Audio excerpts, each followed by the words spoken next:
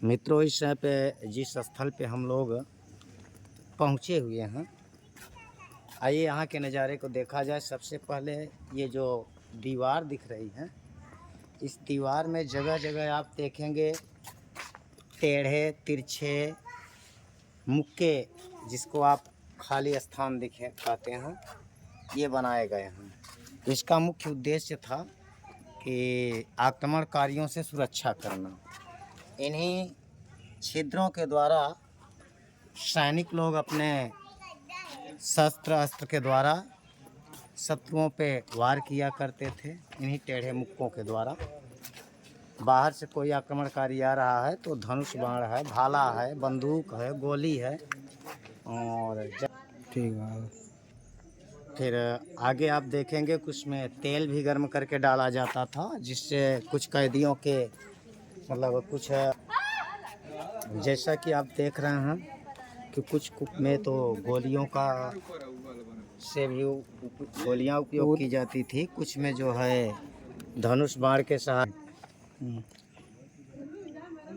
मान लीजिए कुछ कैदी ओके कीजिए तो आक्रमणकारी, मान लीजिए कुछ आक्रमणकारी धनुष बाण और भालों से बच करके दीवार के पास आ गए और किले के ऊपर चढ़ाई करने लगे। तो उससे बचाव के लिए कि आप नीचे साइड में छिद्र देख रहे होंगे, तो इस छिद्र के द्वारा जो है गर्म तेल डाला जाता था, जिससे वह तेल उन आक्रमणकारियों के ऊपर पड़ता था तो ध्वस्त हो जाया करते थे, डैमेज हो जाया करते थे। नहीं हुई बोलो। ये जो बगल में आप जाली से ढका हुआ दृश्य, तिलस्मी दृश्य देख रहे हैं, इसमें रानी सनोमा का ये मंदिर मतलब एक कुआं है। यहाँ पे रानी स्नान करने आया करती थी। और जगह जगह देखेंगे कि इसमें पटरानियों को बैठने के लिए भी उन रानी की सुरक्षा में पटरानियाँ जो लगाई जाती थी, उनको बैठने के लिए स्थान हुआ करता था, जो कि शस्त्र से सुसज्जित होकर के रानी पटरानियाँ वहाँ बैठा हुआ करती थी और रानी के द्वारा आया करती थी स्नान करती थी। और वो लोग अपने अस्त्र शस्त्रों को लेकर के दासियाँ बैठी रहती थी और रानी की सुरक्षा किया करती थी। स्नान करने के पश्चात उसी सुरंग के ही माध्यम से रानी दुर्गा मंदिर के, जैसा कि अभी आपने पीछे कुआं देखा, उस कुएं से स्नान करने के बाद ना रानी इसी तिलस्मी सुरंग के माध्यम से अपने काफिले के साथ महारानी अपने महल को जाया करती थी। परंतु वर्तमान समय में अगर देखा जाए कि सारे दरवाजे बंद हैं और उसमें अब केवल चमगादड़ों और तमाम प्रकार के जीवधारियों का वास है और वहाँ आदमी का आना जाना नहीं है। मकान जर्जर है, इधर जा नहीं सकते। इधर जो आप जर्जर भवन देख रहे हैं, ये राजा के अस्तबल का दृश्य है। इसमें राजा के घोड़े, हाथी और अन्य पालतू जानवर रखे जाते थे, जिससे जो कि आज की दृष्टि में देखा जाए तो पूर्ण रूप में जर्जर हो चुका है। वास्तविकता तो यह है कि ऐसे धरोहरों का पुनरुद्धार निर्माण कार्य होना चाहिए। यह देश की अमूल्य धरोहर हैं। इन धरोहरों के पीछे सरकार को भी अपना ध्यान देना चाहिए और जैसा कि समय समय पर इसका निर्माण कार्य भी चलता रहना चाहिए। परंतु आज की तारीख में पूर्ण रूपेण जर्जर और टूट फूट चुका हुआ है। ये उस समय के गेट हैं। ठीक है। अस्तबल से आगे जब हम बढ़ते हैं तो सामने की ओर आप एक सुरंग जैसी संरचना देख रहे होंगे, जो कि दीवारों के रूप में निर्मित है।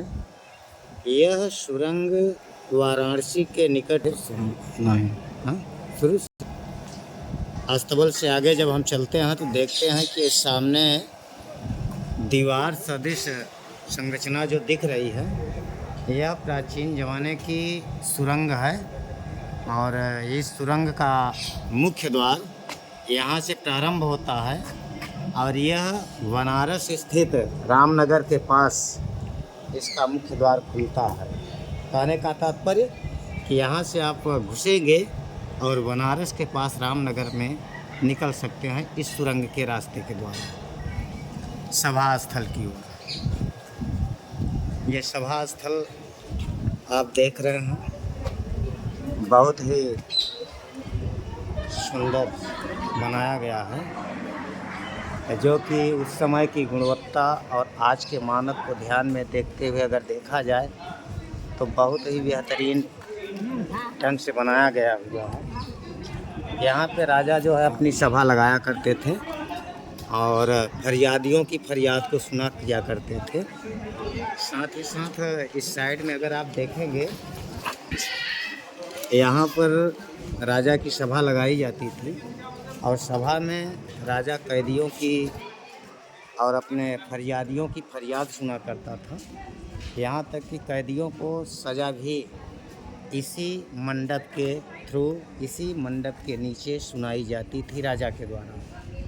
और आगे जब बढ़ते हैं तो सामने ये जो कोठरी दिख रही है, कोठी दिख रही है, इस कोठी में ऊपर की ओर देखेंगे तो झरोखे नुमा एक सदृश संरचना, जूम करके लीजिए तो झरोखे नुमा एक संरचना दिख रही है। इसका मुख्य कार्य था कि रानी जो है इन स्थानों पर बैठ करके, इस झरोखे में बैठ करके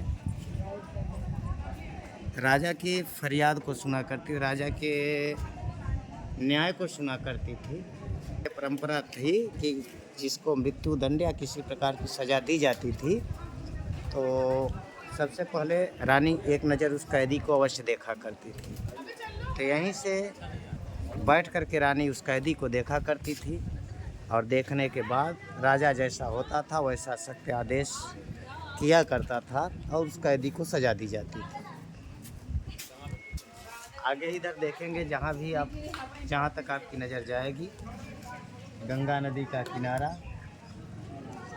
का रमणीय स्थल आपको देखने को मिलेगा। साथ ही साथ इस किले का कुछ अजीब दृश्य ही आपको मोहित कर लेता है। बोलो।